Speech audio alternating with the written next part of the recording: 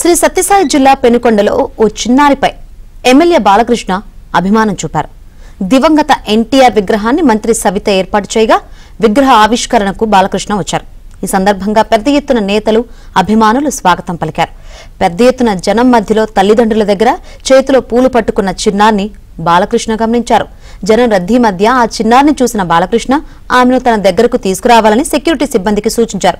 దీంతో ఆ చిన్నారిని బాలకృష్ణ దగ్గరకు తీసుకెళ్లగా ఆమె చేతిలో ఉన్న పూలను తీసుకున్నారు. చిన్నారిపై బాలకృష్ణ చూపిన ఔదార్యానికి అభిమానులు హర్షం వ్యక్తం చేశారు.